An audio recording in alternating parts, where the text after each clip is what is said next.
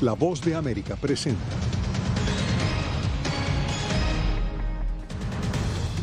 Estados Unidos y Rusia chocan en la ONU sobre escalada rusa en la frontera con Ucrania. Mientras tanto, civiles ucranianos se entrenan para responder a una posible invasión rusa. Tenemos el reporte desde Kiev. En Estados Unidos, gobernadores piden acelerar el regreso a la normalidad post-pandemia. Revisamos qué dicen los expertos. Y se mantienen altas las cifras de menores centroamericanos no acompañados que llegan a la frontera estadounidense.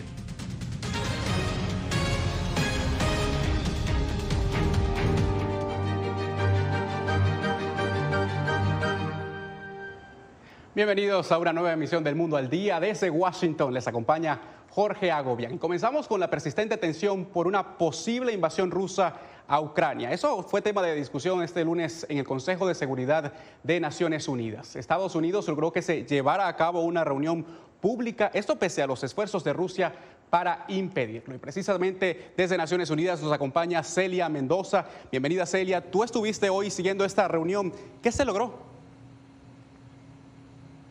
Se logró que pudieran hablar públicamente precisamente acerca de este tema. Hasta el momento se habían llevado a cabo varias reuniones a puerta cerrada.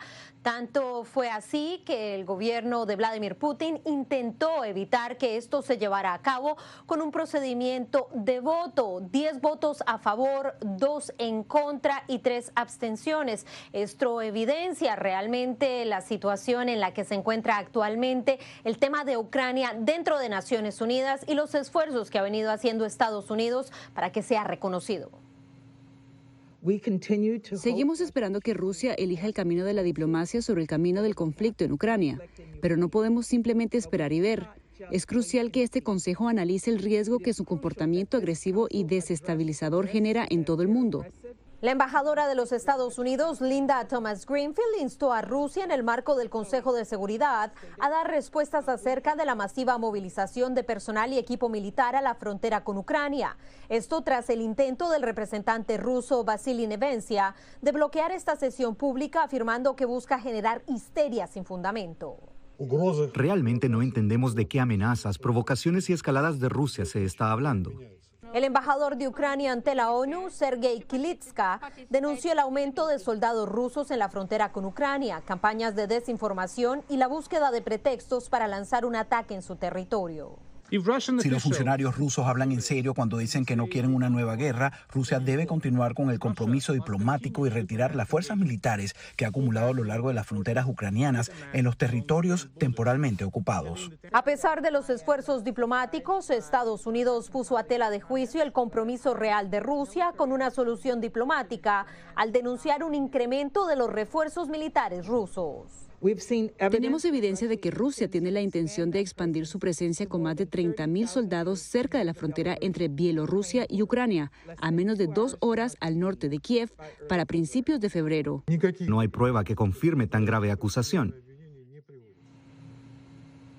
Se espera que la diplomacia pueda funcionar, en especial con la fórmula de Normandía. Se reunirán en Berlín la próxima semana y durante este martes se espera que el secretario de Estado Antony Blinken y el canciller Sergei Lavrov se reúnan para hablar nuevamente acerca de este tema. Al margen de esto, la Casa Blanca estaría pensando en colocar sanciones a algunos individuos cercanos al Kremlin para presionar a Vladimir Putin. Gracias, Celia, por el reporte. Y precisamente esta amenaza constante de una posible intervención rusa ha llevado a muchos civiles ucranianos a buscar entrenamiento militar y también prepararse en caso de un conflicto. Ricardo Marquina está en Kiev y tiene los detalles. A las afueras de Kiev, un grupo de unos 200 hombres y mujeres reciben instrucción militar. Son civiles que se han integrado en el Cuerpo de Defensa Territorial, organizado por las autoridades, y cuyo objetivo es apoyar a las Fuerzas Armadas ucranianas en caso de que estalle un conflicto. Estoy aquí para aprender las técnicas de lucha y apoyar al ejército a defender a Ucrania. La presión militar rusa sobre Ucrania, con un gigantesco despliegue militar no lejos de su frontera este, ha reavivado el fantasma de la guerra. Para muchos aquí, la pregunta no es si habrá guerra o no, sino cuándo. Putin cree que no existe un país que se llame Ucrania y que ha de tomarlo bajo su control, Como no puede hacerlo cambiando su gobierno, desde su interior solo le queda una opción, la vía militar.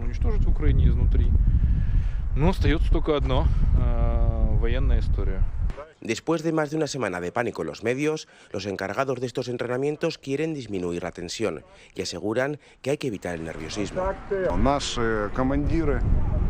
Nuestros comandantes nos dicen: limpia el arma, prepárate y no entres en pánico. Ese es el estilo ucraniano.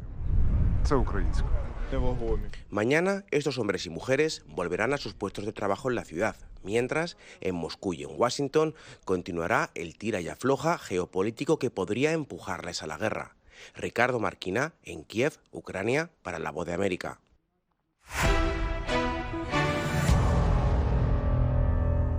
Estados Unidos sigue enfrentando la cuarta ola de COVID-19 debido a la variante Omicron, esto con un promedio de 500,000 casos diarios. El virus, sin embargo, está perdiendo agresividad y empiezan ya los llamados a retomar la normalidad. Jacopo Luxi se une en vivo desde Washington. Jacopo, hablaste con expertos. ¿Cuál es el argumento que están dando las personas para volver a esa normalidad? Jorge, el hecho de que la ola de Omicron está retrocediendo también en los estados donde esta variante altamente contagiosa llegó más tarde, como Indiana o Arizona, y frente a este escenario, algunos gobernadores argumentan que ya es hora de que los estadounidenses, cansados por 2 años de pandemia, intenten restaurar una sensación de normalidad y aprendan a vivir con el virus. Sin embargo, los científicos opinan, y en este paquete vamos a ver por qué.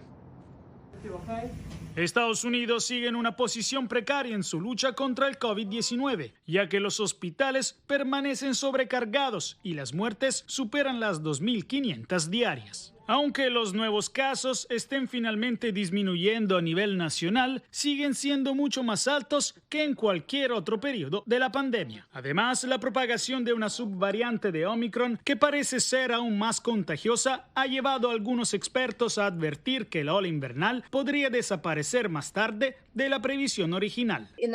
En el pasado habíamos visto que estas variantes venían con un poco más de advertencia, pero Omicron no lo hizo y no hay absolutamente ninguna razón para creer que esto no pueda volver a suceder. Algunos líderes estatales dijeron que si bien nuevas variantes siguen siendo una amenaza, Omicron ha acercado al país a la etapa endémica del virus. Y por eso, según ellos, sería necesario ser vigilantes, teniendo más acceso a tratamientos y pruebas anti-COVID, sin alterar más la vida cotidiana. Necesitamos salir del modo de pánico. No vamos a poder llevar esto a cero. Tenemos que aprender a vivir con esto. Tratamientos como la píldora anti-COVID de Pfizer aún no están disponibles en grandes cantidades, lo cual obliga a los médicos a elegir quién puede recibirla y quién no. La falta de suministro ha sido preocupante, ha sido desalentador. Los expertos en salud pública dicen que la próxima fase del virus en Estados Unidos dependerá de las variantes que surjan y de si la campaña de vacunación se acelera. La propagación de la subvariante de Omicron, la BA.2, es otro recordatorio del camino impredecible que podría tener la pandemia a continuación. Pandemia que ha causado, recordamos, más de 6 millones de víctimas en el mundo. Jorge. Gracias, Jacopo, por el reporte. Bien, y seguimos porque la expansión de la variante Omicron está impactando también las aulas en Estados Unidos. Las escuelas están pidiendo a los padres de familia que trabajen como sustitutos ante una crisis de escasez de docentes que hay en el país. Adriana Arévalo tiene el reporte. Con un promedio diario de 5.800 nuevas infecciones en Estados Unidos, parece que las escuelas se están llevando la peor parte porque, según directores y administradores, a diario se reportan miles de educadores enfermos en todo el país. Tenemos que estar moviendo maestro de aquí, el preparatorio de este maestro, para ver si puede cubrir esto. Tenemos incluso que usar muchos de los empleados que tienen licencia de sustitutos, los tenemos que emplearlos en esa clase en ese momento porque no hay suficientes sustitutos tampoco. El problema parece haberse convertido en un ciclo de nunca acabar. Miles de estudiantes se han contagiado en todo el país, al igual que sus maestros. Cuando los sustitutos llegan a esas mismas aulas, muchos terminan infectados también. La situación es tan compleja que el quinto distrito escolar más grande del país, el del condado Clark, en el sur de Nevada, debió guardar una pausa presencial de 5 días, enviar a todos sus alumnos a clases virtuales por falta de docentes. Llegar al trabajo todos los días es casi como un misterio porque no sabes si hay 1 u 8 maestros fuera y yo no sé a dónde tendré que ir. Algunos distritos de Texas, Minnesota y California están exhortando a los padres de familia a ser maestros invitados para resolver el problema momentáneamente. Y en Chicago se ofrece un bono de $1,000 al mes para los sustitutos que trabajen 15 días o más. Adriana Arevalo, Voz de América, Las Vegas. Bien, en otras noticias, el expresidente Donald Trump dijo que de llegar nuevamente a la Casa Blanca en 2024, podría indultar a quienes asaltaron al Capitolio en enero de 2021. Así lo aseguró durante un evento de campaña. Laura Sepúlveda nos amplía. Si me lanzo y gano, trataremos a esas personas del 6 de enero de manera justa. Así, el expresidente estadounidense Donald Trump aseguró que si dar un perdón presidencial fuese necesario para los involucrados al ataque contra el Capitolio el 6 de enero de 2021, él lo daría de llegar nuevamente a la Casa Blanca. Esto no ha sucedido con todas las otras atrocidades que ocurrieron recientemente. Nada como esto ha sucedido. Lo que está haciendo ese comité no selectivo y lo que está haciendo la gente que dirige esas prisiones es una desgracia. Robert Shapiro, profesor de políticas públicas de la Universidad de Columbia, conversó con La Voz de América sobre las declaraciones de Trump. Él puede tener diferentes motivaciones para ello. El primer efecto es que recibe mucha atención. En segundo lugar, capta más atención de su base de seguidores con el propósito de movilizar su apoyo y, de hecho, de anunciar más adelante su postulación a presidente. También está llamando la atención como para posibles contribuyentes para su campaña y al parecer está muy interesado en recaudar dinero. Las declaraciones de Trump podrían tener no solamente impacto político, sino también consecuencias legales. En realidad está diciendo que estaba de acuerdo con eso, simpatizaba con lo que hicieron. Creo que tiene más consecuencias al menos incriminarse más a sí mismo de una manera muy pública. Trump aseguró que el entonces vicepresidente Mike Pence tenía el poder de anular las elecciones de 2020 y calificó de desafortunado que no lo hiciera. Laura Sepúlveda, Voz de América, Austin, Texas. Y lo peor parece ya haber pasado tras una tormenta invernal que azotó durante los últimos días al noreste de Estados Unidos. La bomba ciclónica, como fue clasificada por los meteorólogos, dejó capas de nieve de hasta 78 centímetros en estados como Massachusetts. Se reportaron también numerosos cortes de luz y más de 4.800 vuelos cancelados debido al mal tiempo. Y las temperaturas seguirán bajas y en varios estados prevén ráfagas de vientos heladas. En Florida también se ha registrado 0 grados centígrados en los últimos días. Y como una de las crisis humanitarias más grandes de la historia ha sido catalogada la migración irregular a Estados Unidos de miles de menores no acompañados. Eugenia Sagastume nos presenta las cifras de un fenómeno que va en aumento y que involucra principalmente a menores guatemaltecos. El inicio de 2022 marca una tendencia creciente en la migración irregular de menores no acompañados. Según la patrulla fronteriza estadounidense, solo el pasado 19 de enero fueron detenidos 485 menores y un día después otros 336, lo que constituye una crisis en opinión de un defensor de migrantes. Una de las crisis humanitarias más grandes de la historia de la región.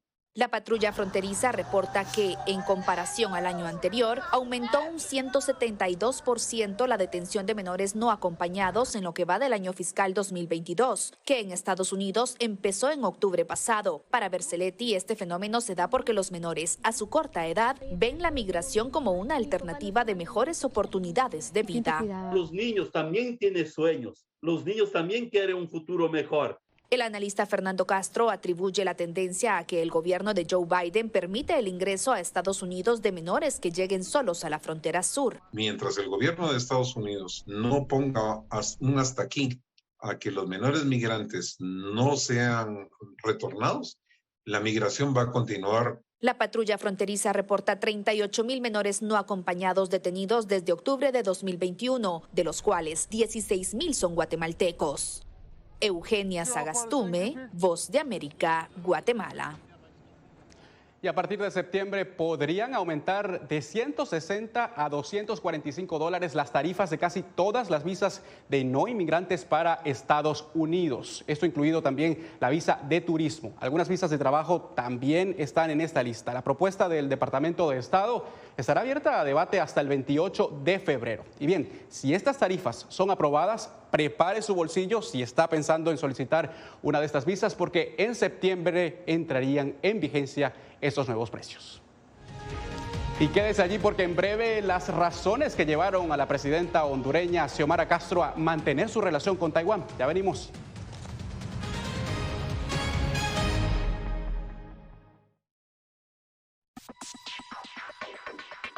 Sabemos que las mascarillas son una de las mejores herramientas para protegernos del COVID-19, pero con la aparición de nuevas variantes, los expertos están descubriendo que no todas las mascarillas cuentan con el mismo nivel de protección.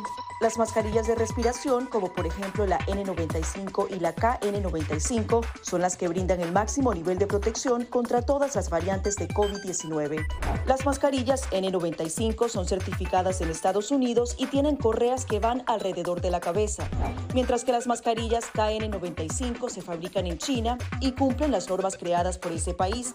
La segunda mejor opción son las mascarillas quirúrgicas desechables. Asegúrese de que estas tengan un buen ajuste en la nariz, la boca y el mentón, múltiples capas de material no tejido y una varilla nasal. Si no tiene otra opción, use una mascarilla de tela de por lo menos 2 capas y sin válvulas de ventilación u otras aberturas.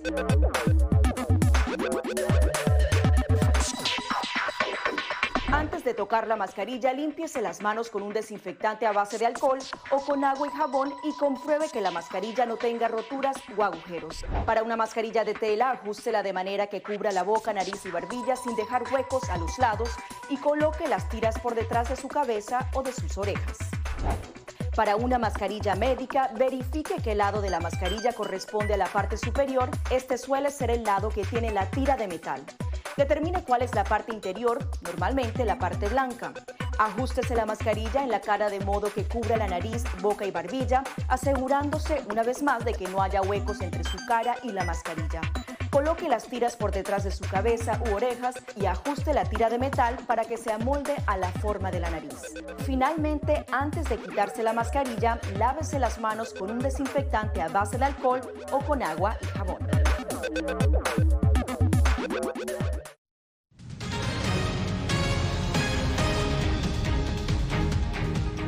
El gobierno de Xiomara Castro reconsideró su promesa de campaña de restablecer relaciones con China y decidió mantener sus lazos con Taiwán. Jaime Moreno nos dice que el recién nombrado gabinete considera que la relación no solo va a continuar, sino que tiene que crecer. Durante los últimos años, China ha centrado sus esfuerzos en Latinoamérica en establecer relaciones diplomáticas con los países que reconocen a Taiwán a través de préstamos, inversiones en infraestructura y vacunas. Honduras es uno de esos 14 estados que reconocen a Taiwán en el mundo y el nuevo gobierno de la presidenta Xiomara Castro mantendrá la relación de acuerdo con Pedro Vaquero, nuevo secretario de Desarrollo Económico de Honduras. La relación con Taiwán sigue y Taiwán es otro país que ha ayudado mucho a Honduras, tiene mucha cooperación, tiene inversiones en Honduras. Hay muchas también exportaciones de Honduras hacia Taiwán y todas esas relaciones pues definitivamente que tienen que crecer a lo largo de estos próximos 4 años. Una de las urgencias de Honduras es la reestructuración de su deuda externa. Para hacerlo, necesitará del respaldo de Estados Unidos para renegociar con la banca multilateral en Washington y también del apoyo de Taiwán para reorganizar sus acreencias.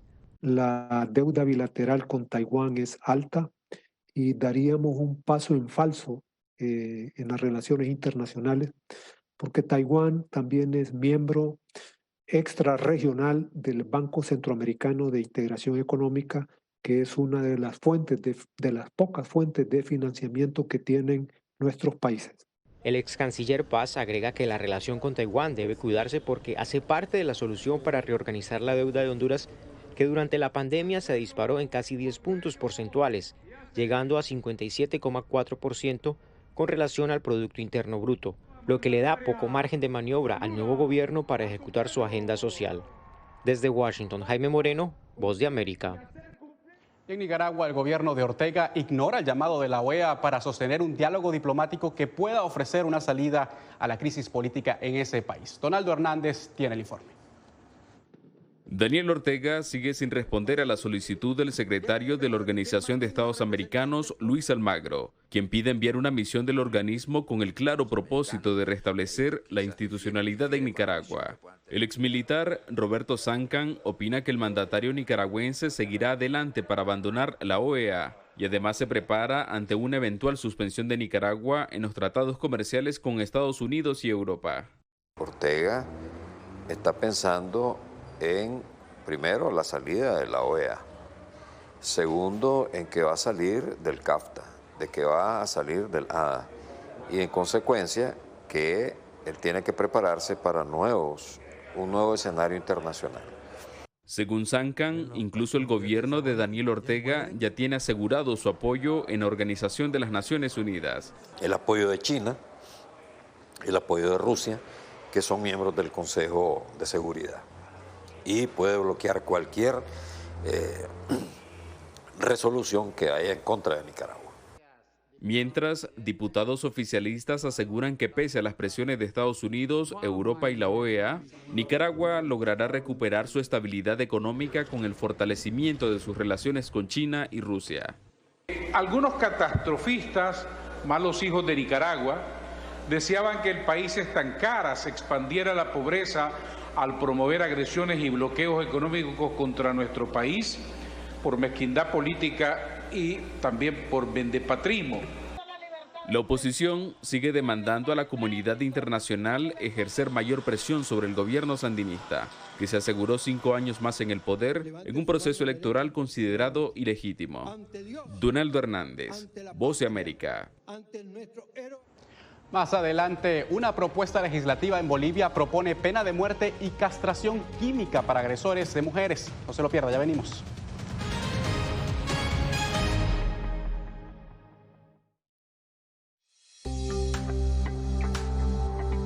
Además de asegurarse de tener un amplio suministro de alimentos en casa, a la gente también le preocupa el poder infectarse del COVID-19 a través de estos productos. La buena noticia es que los Centros para el Control y la Prevención de Enfermedades aseguran que los alimentos no son una vía de transmisión del virus. Expertos en seguridad alimentaria aseguran que es poco probable, ya que el virus no se multiplica en los alimentos, pero sí es posible que el virus pueda acabar en los productos si alguien infectado tose o estornuda sobre ellos o si tiene el virus en sus manos y los toca. Según la Organización Mundial de la Salud, el virus es probablemente susceptible a las temperaturas normales de cocción. Por eso no es necesario cocinar los alimentos de forma diferente a lo que normalmente se hace. Lo sugerido es 145 Fahrenheit para cerdo, carne asada, filetes, chuletas y pescado, 160 para el huevo y la carne de res y 165 para aves, carne molida, guisos y sobras. Algunas personas piensan que sí, ya que los primeros casos fueron vinculados a un mercado de animales vivos en China. Sin embargo, no hay evidencia de que esto sea cierto. Según un artículo en la Revista Internacional de Higiene y Salud Ambiental, los principales síntomas han sido fiebre y aquellos relacionados con las vías respiratorias. Por lo tanto, el modo de transmisión debe ser respiratorio. En general, los restaurantes tienen normas de seguridad alimentaria que deben seguir, sobre todo para evitar la transmisión de 5 bacterias y virus transmitidos por los alimentos. Esas normas evitarían que el nuevo coronavirus se introdujera en su comida. Para más información, visita nuestra página web y síguenos a través de las redes sociales bajo @Voz de América.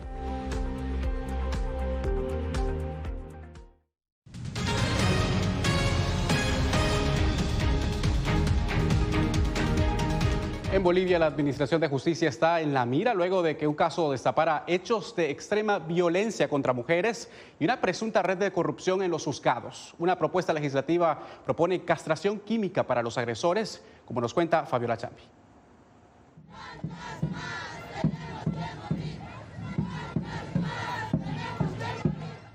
Con gritos de "¿cuántos más tenemos que morir?", una multitudinaria marcha recorrió las calles de la ciudad de El Alto en La Paz, donde recientemente se destapó el caso de Richard Choque, un asesino convicto que ha confesado 2 feminicidios y es investigado por violaciones múltiples tras recibir detención domiciliaria en 2019.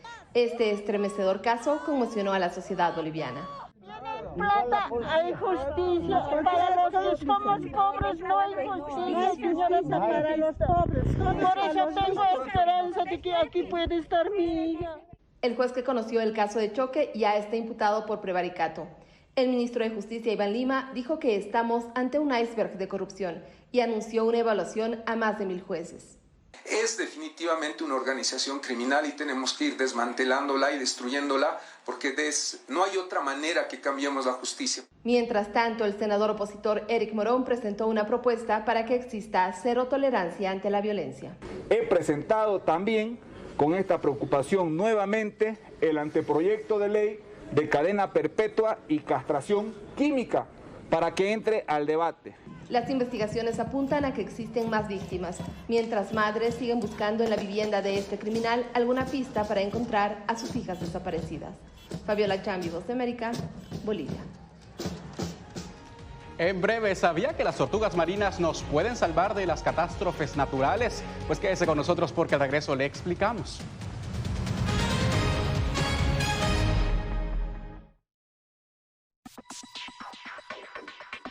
Sabemos que las mascarillas son una de las mejores herramientas para protegernos del COVID-19, pero con la aparición de nuevas variantes, los expertos están descubriendo que no todas las mascarillas cuentan con el mismo nivel de protección. Las mascarillas de respiración, como por ejemplo la N95 y la KN95, son las que brindan el máximo nivel de protección contra todas las variantes de COVID-19. Las mascarillas N95 son certificadas en Estados Unidos y tienen correas que van alrededor de la cabeza, mientras que las mascarillas KN95 se fabrican en China y cumplen las normas creadas por ese país. La segunda mejor opción son las mascarillas quirúrgicas desechables. Asegúrese de que estas tengan un buen ajuste en la nariz, la boca y el mentón, múltiples capas de material no tejido y una varilla nasal. Si no tiene otra opción, use una mascarilla de tela de por lo menos 2 capas y sin válvulas de ventilación u otras aberturas.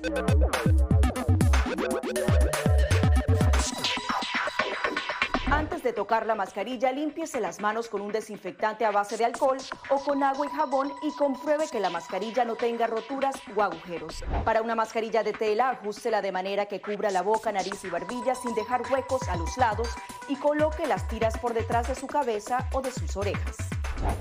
Para una mascarilla médica, verifique qué lado de la mascarilla corresponde a la parte superior. Este suele ser el lado que tiene la tira de metal.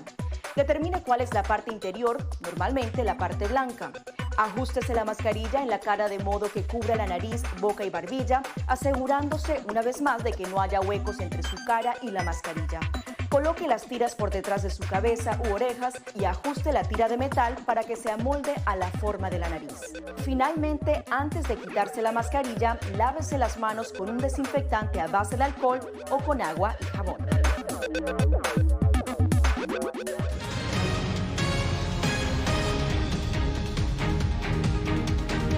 Un grupo de meteorólogos se está valiendo de tortugas marinas para formular pronósticos del tiempo. Con su ayuda, los científicos pueden anticipar peligrosos fenómenos naturales y de esta manera también salvar vidas. Yasmín López nos amplía.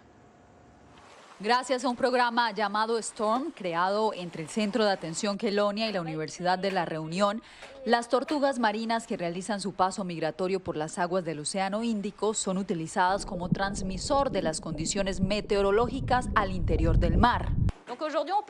Hoy estamos instalando 2 tipos de boyas. Estas boyas solo toman la temperatura en el mar y luego en la tortuga más grande vamos a poner una boya un poco diferente que registrará no solo la temperatura sino también la salinidad y mediciones de conductividad. Estas tortugas de entre 50 y 105 kilogramos se han convertido en centinelas junto a los meteorólogos, quienes instalan en sus caparazones dispositivos de entre 250 y 500 gramos para garantizar el bienestar del animal. Estamos en medio de un periodo ciclónico. Estas tortugas potencialmente van a salir hacia el norte, hacia las costas de Omán. Los datos de temperatura del agua determinan la intensidad y el desarrollo de tormentas tropicales y los ciclones. Este método puede enviar información de temperatura y profundidad en tiempo real, cerca del ojo de los ciclones, un área que los satélites no pueden cubrir. Comúnmente, las tortugas marinas son capaces de recorrer 15.000 kilómetros durante su vida. En 2 años del programa Storm, una treintena de tortugas han sido equipadas y luego liberadas en el Océano Índico. Yasmín López, Voz de América. Bien, y con esta nota llegamos al final de esta emisión de El Mundo al Día. No antes sin decirles que nos pueden seguir en nuestras redes sociales, @Voz de América. Les informó Jorge Agovia.